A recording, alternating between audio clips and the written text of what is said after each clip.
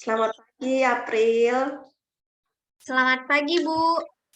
Bagaimana kabarnya April hari ini? Baik, Bu.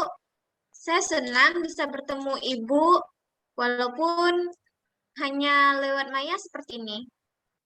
Syukurlah, Ibu senang mendengarnya. Terima kasih, April, sudah mengikuti summit hari ini. Iya, Bu. Sepertinya saya juga memerlukan masukan dari Ibu. Jadi, saya senang begitu Ibu mengajak saya untuk mengikuti Zoom Meet ini. Tentu, Nak. Apakah April sudah pernah mengikuti layanan konseling sebelumnya? Belum pernah, Bu. Baiklah. Tapi sebelum Ibu jelaskan, alangkah baiknya kita berdoa dulu sebelum kita melanjutkan proses lebih lanjut dengan harapan apa yang kita lakukan hari ini dapat berjalan lancar. Ya, Bu. Doa dipersilahkan. Selesai. Baiklah, dalam konseling ada yang namanya asas keterbukaan. Artinya, April bersedia untuk terbuka dalam menceritakan masalah yang April hadapi. Bagaimana? April sudah paham? Oh, begitu ya, Bu. Baik, Bu. Saya paham. Lalu, April, kita di sini hanya memiliki waktu 15 menit. Apakah April setuju? Baik, Bu. Saya setuju. Baiklah, kalau begitu boleh Ibu tahu apa kesibukan April sekarang? Kesibukan saya membantu orang tua di rumah, dan kalau ada pelajaran yang saya mengerti, maka saya akan belajar dan buat tugas, Bu. Bagus itu. Tapi Ibu pantau, Ibu juga dapat laporan dari beberapa guru mapel di awal pembelajaran April rajin absen, tetapi akhir-akhir ini April sering tidak absen. Tugas-tugas juga beberapa tidak April kumpulkan. Benar begitu? Iya, Bu. Belakangan ini saya juga sering ditegur dan dimarahi oleh guru-guru. Masalahnya apa? Sampai April sering ditegur dan dimarahi? Mungkin karena saya tidak mengerjakan tugas, Bu. Gitu. Coba April ceritakan. Iya, Bu. Gini, Bu. Awal-awal COVID, pembelajaran saya belum terlalu sulit. Setelah berjalan beberapa bulan, saya merasa pelajaran semakin sulit saya pahami. Dan buat saya menjadi malas untuk belajar. Jadi, ketika saya tidak mengerti, saya biarkan saja tugas-tugas saya. Begitu. Ya, ya, ya, Ibu paham. Ya, sebelum lanjut, apa hari ini April ada tugas? Iya, Bu, ada. Hari ini saya ada tugas akuntansi, tapi saya belum mengerjakannya, Bu. Tadi rencananya mau bertanya pada teman, tapi tidak jadi, nggak enak, Bu. Gitu. Ya, mengenai masalah yang April alami terkait dengan masalah belajar ini, April mengatakan tidak enak menghubungi teman. Bisa Ya, April jelaskan yang April maksud tidak enak itu? ya, Bu. Saya merasa malu dan beban kalau harus bertanya pada teman-teman. Karena beberapa kali saya hubungi teman-teman, teman-teman juga tidak ada yang merespon pertanyaan saya, Bu. Jadi ya sudahlah Bu, nggak usah hubungi teman lagi. Baiklah.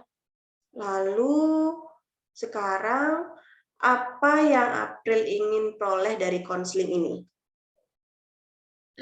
Saya ingin masalah saya ini cepat selesai, Bu. Jadi saya tidak menyusahkan teman dan tidak dimarahi guru lagi karena tidak buat tugas dan malas belajar. Baiklah. Coba dilanjutkan lagi ceritanya, Ibu mau dengar lagi. Begini, Bu. Saya awalnya beberapa kali pernah mencoba menghubungi guru meminta untuk dijelaskan kembali. Hmm, Lalu saya ditanya, kenapa waktu saat pelajaran berlangsung tidak mau bertanya kalau belum mengerti. Saya diam saja, Bu. Kemudian dijelaskan ulang oleh guru saya, Bu. Baru saya bisa mengerti. Kadang saya bertanya juga pada teman lain. Ada yang mau menjelaskan, ada juga yang tidak merespon chat WA saya. Tapi karena sering saya mengalami hal ini, saya malu, Bu, kalau harus bertanya ke guru dan teman-teman lain. Takut dimarahi guru dan saya pun malu sama teman-teman karena kan teman-teman juga sibuk belajar, Bu. oh begitu. Lantas, kenapa April menganggap tiap kali menghubungi teman, teman itu terganggu? Kemudian, maksud Ibu kemungkinan kan bisa jadi pada saat April menghubungi teman itu kebetulan sibuk. Jadi menunda membalas chatnya April. Nah, namanya manusia kan kadang kita nggak luput juga dari lupa. Jadi karena sudah lupa ya akhirnya dilewati, nggak dibalas chatnya April. Kan bisa jadi seperti itu. Iya sih, Bu. Tapi tidak semuanya bersamaan kan, Bu, sibuknya? Ya, baiklah nak. Kalau boleh Ibu tahu, di kelas April dekat dan sering bertanya pelajaran dengan siapa? Ada sih, Bu. Saya dekatnya dengan Sania. Sania orangnya baik, ramah, dia rajin buat tugas. Hmm, Kalau saya bertanya, selalu dibantu. Hanya saja, Sania jarang bisa menjawab langsung chat atau telepon saya karena Sania tidak punya HP. Dia di rumah pinjam HP kakaknya, Bu. oh begitu. Bagus itu ya sikapnya Sania. Lagi apa yang April tahu tentang Sania? Sejauh yang saya ketahui, Sania sering membantu ibunya jualan. Sania tidak memilih-milih teman. Sania juga selalu membuat tugas. Kenapa saya tahu? Karena setiap saya bertanya, Sania pasti sudah selesai membuat tugasnya dan sudah mengumpulkan tugasnya. Bahkan saya pernah, Bu, bertanya pada Sania, kamu kok rajin sekali buat tugas? Alasan Sania agar dia tidak lupa karena menunda-nunda membuat tugas, Bu. Seperti itu. Wah, sepertinya kamu paham sekali ya tentang Sania. Menurut kamu, sikap-sikap Sania bagus tidak untuk dicontoh? Iya, bagus, Bu. Lalu? Saya mau, Bu, seperti Sania yang rajin mengerjakan tugas, sering membantu teman, juga saat belajar. Pokoknya dia baik, Bu, orangnya. April ingin memperbaiki nilai dan menyelesaikan tugas-tugas yang tertunda tidak? Iya, Bu.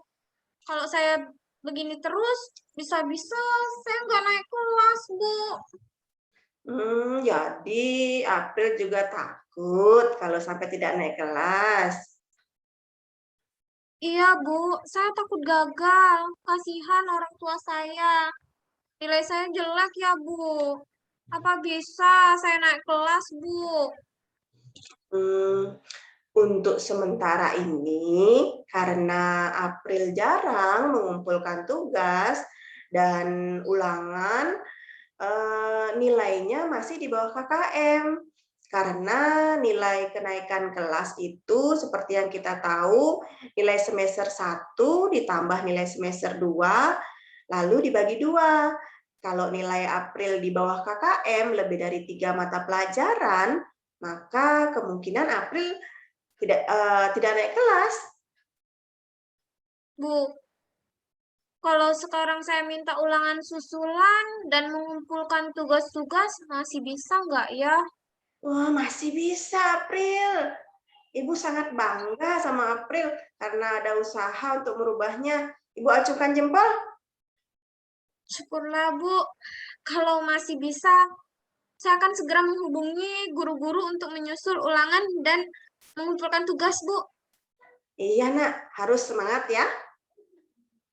Iya, Bu, betul. Saya pikir sekarang saya harus lebih semangat lagi dalam belajar. Karena bosan juga, Bu, ditegur dan dimarahi guru terus karena tidak mengumpulkan tugas dan tidak ikut ulangan. Dengan teman-teman juga malu kalau terus saya menyusahkan mereka dengan pertanyaan-pertanyaan saya. Saya yakin pasti mereka bosan mendengarkan saya. Ya, Ibu yakin April pasti bisa. April tentu tahu apa yang terbaik untuk diri sendiri.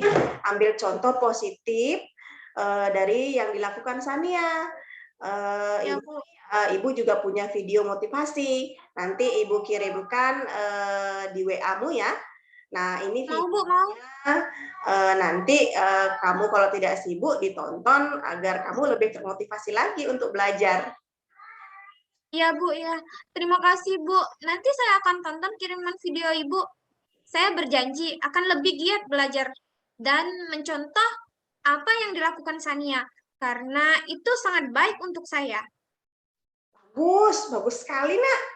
Mudah-mudahan dengan tambahnya kiriman video Ibu, motivasi itu jadi kamu akan semakin dan semakin lagi semangat untuk meraih apa yang kamu inginkan. Iya, Bu. Dari proses konseling ini, saya merasa tengah mengalami masalah kurang kemampuan memahami penjelasan guru melalui daring, sehingga menjadi malas belajar. Masalah tersebut berpengaruh pada rendahnya keinginan untuk belajar, dan saya sekarang sudah memiliki semangat untuk merubah semuanya, dan akan mencontoh Sania dengan cara belajarnya, karena itu bagus buat saya, Bu. April memang luar biasa, Nak. Nah, apa masih ada yang lain yang ingin April sampaikan? Saya rasa untuk saat ini sudah cukup, Bu. Baiklah. Jadi selama proses konseling ini, apa yang April rasakan? Saya merasa lega karena bisa bercerita dengan Ibu. Sekarang saya sudah tahu apa yang harus saya lakukan. Jadi setelah konseling ini berakhir, rencananya apa yang April lakukan? Saya akan lebih rajin untuk belajar.